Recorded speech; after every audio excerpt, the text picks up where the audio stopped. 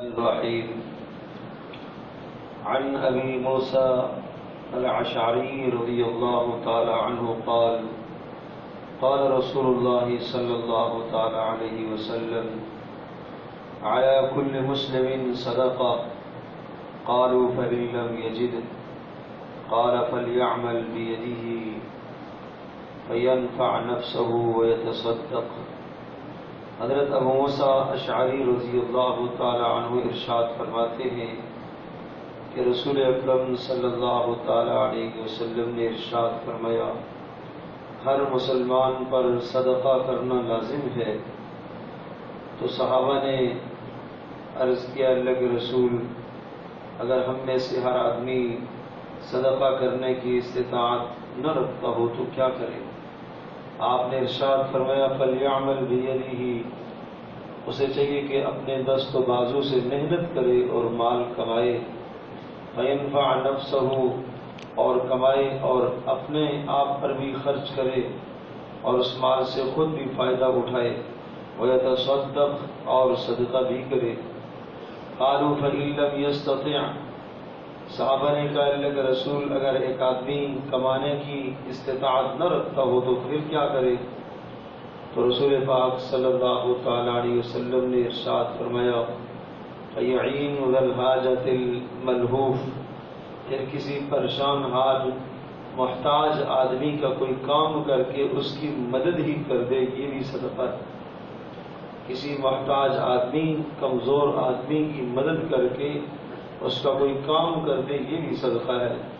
قالوا فإن لم يفعله، صحابہ نے کہا، اللہ کے رسول، اگر کوئی آدمی یہ کام بھی نہ کر سکے تو پھر؟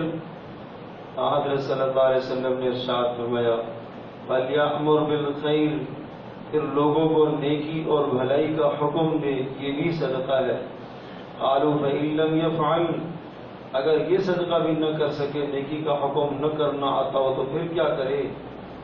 قال فَيُمْسِكْ عَنِ الشَّرِّ، پھر لوگوں کو اپنے شر سے محفوظ کر لے، فَإِنَّ لَهُ صَدَقَةٌ، یہ بھی اس کے لیے صدقہ ہے۔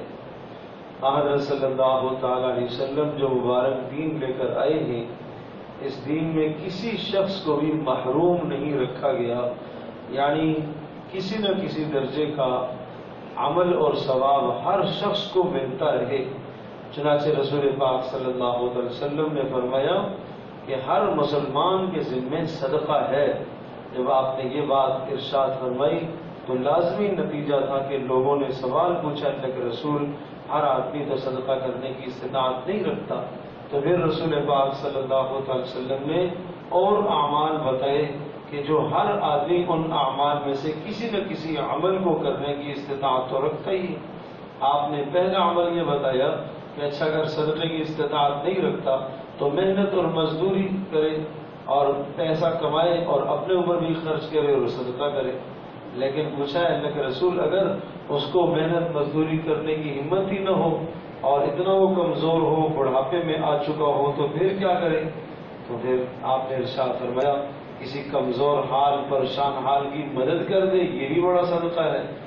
تو پوچھا اللہ کے رسول، اگر کوئی آدمی پریشان حال کی مدد بھی نہ کر سکے، اتنے ضعف اور بڑھاپے کو پہنچ گیا، پھر کیا کرے؟ تو پھر آپ نے ارشاد فرمایا کہ اچھا، خیر کی بات کہے، یہ بھی بڑا صدقہ ہے کہ کسی کو خیر کی بات کرنا، اچھی بات کہنا۔ تو پھر پوچھا اللہ کے رسول، اگر خیر کی بات بھی نہ کر سکے تو پھر کیا کرے؟